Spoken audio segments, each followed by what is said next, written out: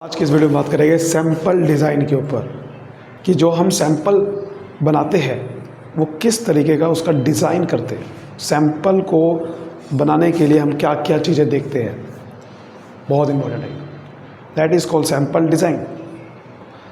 Sample बनाते हुए हम क्या क्या चीज़ें देखते हैं और किस हिसाब से फिर हम सैंपल बनाते हैं। चलिए स्टार्ट करते हैं। सबसे पहला, टाइप ऑफ यूनिवर्स।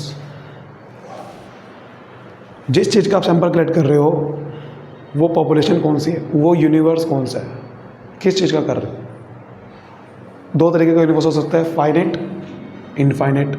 फाइनेट का मतलब जिनको मैं गिन सकता हूँ कि इतनी पॉपुलेशन है, उसका यूनिवर्स, उसका कलेक्ट कर रहे हो। फॉर एग्ज़ाम्पल, एक कंपनी के अंदर 400 वर्कर काम कर रहे हैं, उन 400 वर्कर से मैं डाटा कलेक्ट करना चाहता हूँ, तो यूनिवर्स हो गया 400।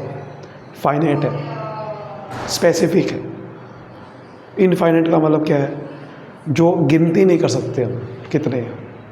जैसे आप एक रेडियो प्रोग्राम चल रहा है या फिर एक क्रिकेट मैच चल रहा है और मुझे नहीं पता एक्चुअल में वहाँ कितने बंदे बैठे हैं।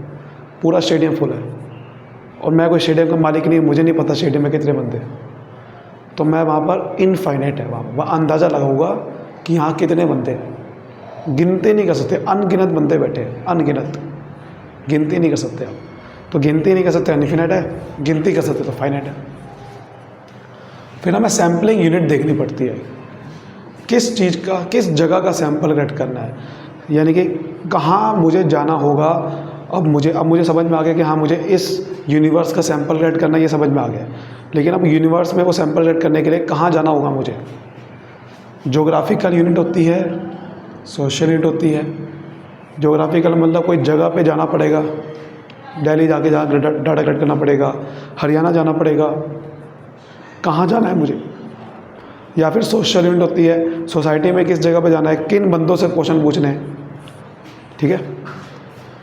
सोर्स लिस्ट, इसमें हम सारे नाम लिखते हैं, सबके नाम लिखे जाएंगे कि हाँ अब समझ में आ गई यहाँ जाना है, लेकिन अब यहाँ पर इन बंदों से क्वेश्चन पूछने।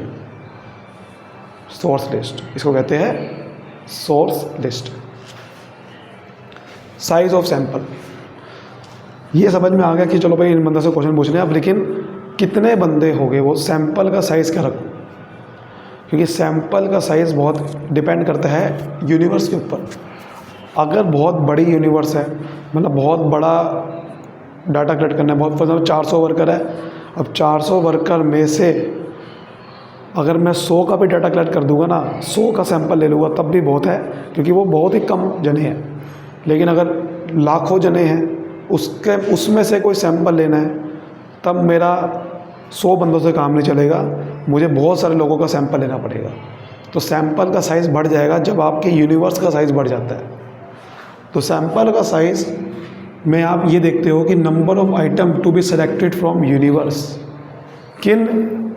मतलब कितना ज़्यादा लोगों से सवाल पूछना है, कितने लोगों से सैंपल लेना है, डाटा कलेक्ट करना है।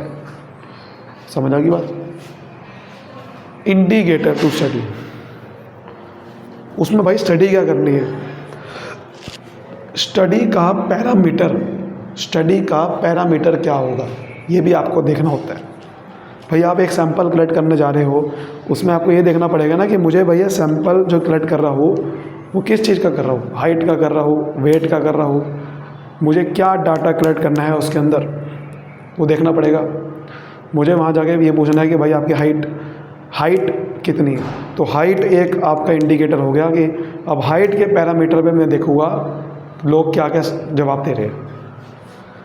फाइनेंशियल कंस्ट्रेंट भी बहुत इंपॉर्टेंट है, भैया मेरा पैसे कितने लग रहे हैं, कॉस्ट भी देखनी होती है, मेरी कॉस्ट कितनी लग रही है। अगर सैंपल कलेक्ट करने में ज़्यादा कॉस्ट लग रही है तो मैं बड़ा सैंपल कलेक्ट कर ही नहीं पा सकता, मुझे छोटा ही सैंपल कलेक्ट करना पड़ेगा, क्योंकि भैया वहाँ जाना होगा, फिर लोगों से सवाल पूछने होंगे, या फिर मुझे अपने बंदे भेजने होंगे, पैसे लगेंगे ना मेरे बहुत सारे।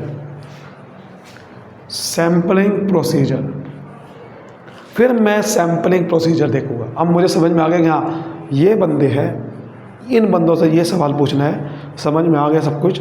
अब मैं सैंपल लेना कैसे है, अब मैं वो टेक्निक सेलेक्ट करूँगा, उसको सैम्पलिंग प्रोसीजर बोलते हैं कि सैंपल लेना कैसे है। अब तो technique to be used in selecting the sample, sample select करने की टेक्निक होती है बहुत सारी।